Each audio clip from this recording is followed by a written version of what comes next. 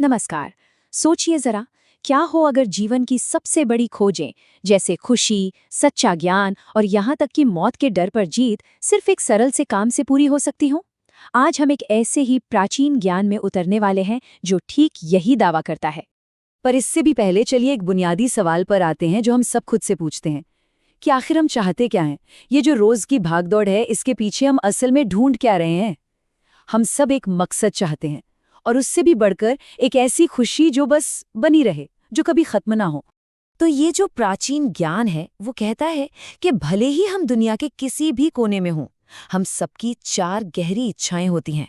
पहली, कि सारे दुख सारी परेशानियां खत्म हो जाएं। दूसरी, कि एक ऐसी खुशी मिले जो हमेशा साथ रहे। तीसरी, सच्चे ज्ञान की रोशनी जो अज्ञान के अंधेरे को दूर कर दे। और चौथी और शायद सबसे बड़ी, मौत के डर से आज़ादी। अब देखिए, बात मज़ेदार यहीं से होती है। ये ज्ञान इन चार अलग अलग इच्छाओं के लिए चार अलग अलग रास्ते नहीं बताता, नहीं, बल्कि इन सब के लिए सिर्फ एक रास्ता सुझाता है। मतलब, इतने सारे ताले और चाबी सिर्फ एक। तो सवाल तो उठता ही है, आखिर वो चाबी है क्या? और जवाब छिपा है इस साखी में, इस दोहे में। तो ये जो चाबी है वो है भजन। मतलब पूरी श्रद्धा से, भक्ति से परमात्मा का नाम लेना। और ये ज्ञान यही कह रहा है कि ये जो इतना सरल सा काम लगता है ना, यही वो सीधा रास्ता है जो उन चारों गहरी इच्छाओं तक ले जाता है। ठीक है, सुनने में तो ये बहुत अच्छा लगता है, पर ये काम कैसे करता है? मतलब सिर्फ नाम जपने से इतना कुछ कैसे हो सकता है? देखिए, थियरी तो एक तरफ है, पर असली समझ तो कहानियों से ही आती है ना। तो चलिए एक कहानी सुनते हैं जो इस पूरी बात को शीशे की तरह साफ कर देगी। तो कहानी है राजा सुबक की। सोचिए, एक ऐसा राजा जिसके पास सब कुछ था, ताकत, बेशुमार दौलत, एक बड़ी सेना। मतलब जो वो चाहे वो कर सकता था। पर फिर एक दिन वो एक बहुत बड़े, एक रहस्यमयी सर्प के चंगुल में फंस गया।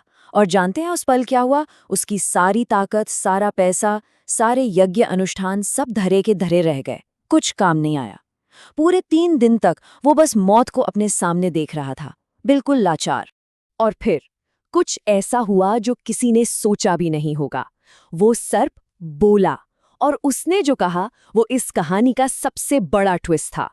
उसने राजा से कहा कि उसे बचाने की ताकत सिर्फ एक ही इंसान के पास है, और वो है वो रानी, जिसे राजा ने खुद अपने घमंड में आकर देश से निकाल दिया था। सोचिए जरा। तो जब रानी तक ये खबर पहुंची तो वो मदद के लिए मान गई। पर उसने जो किया ना, वो सच में हैरान करने वाला था। उसने अपनी सालों की तपस्या या कोई बहुत बड़ा अनुष्ठान नहीं किया। नहीं, उसने सिर्फ एक घड़ी, यानी बस 24 मिनट के अपने भजन का पुण्य उस सर्प को दे दिया। और उस छोटे से काम का असर देखिए, कमाल का था। एक झटके में सर्प को अपने श्राप से मुक्ति मिल गई, राजा की जान बच गई, वो मौत के मुंह से बाहर आ गया, और रानी को भी उसका मान सम्मान वापस मिल गया। मतलब एक छोटा सा भक्ति का काम और 3 बड़ी बड़ी मुश्किलें हल हो गई। ये वही ताकत है जिसकी बात हमने शुरू में की थी।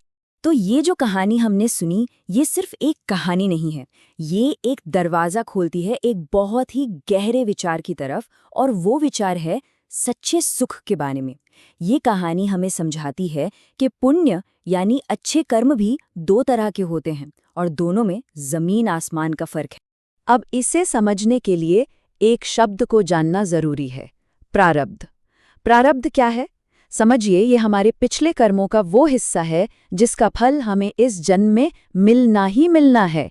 ये एक तरह का अकाउंट है जिसे चुकाना ही पड़ता है।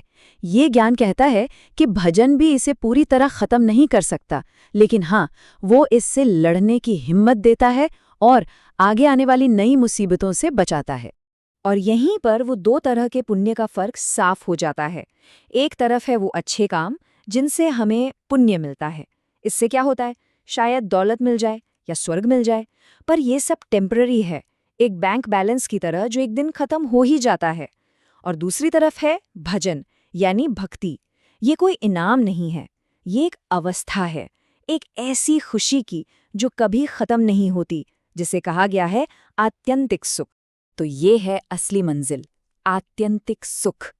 ये वो वाली खुशी नहीं है जो आज है कल नहीं, नहीं, ये तो वो परमानंद है, एक ऐसी स्टेट जो बस है हमेशा, जिसका न कोई शुरू है न कोई अंत। ये है असली परमानेंट शांति। तो आखिर में हम क्या समझे? इस पूरे ज्ञान का सार बहुत ही सीधा और पावरफुल है। भगवान का नाम लेना सिर्फ एक रस्म या रीति रिवाज नहीं है, इसे उस परम सुख तक पहुंचने का सबसे सीधा, सबसे सरल रास्ता बताया गया है। वही सुख जिसे हम सब कहीं न कहीं, किसी न किसी रूप में खोज ही रहे हैं। और ये पूरी बात हमें एक बहुत गहरे सवाल पर लाकर छोड़ देती है। क्या ऐसा हो सकता है कि जिंदगी के सबसे बड़े, सबसे मुश्किल सवालों का जवाब सबसे आसान से लगने वाले कामों में छिपा हो? सोचने वाली बात है ना?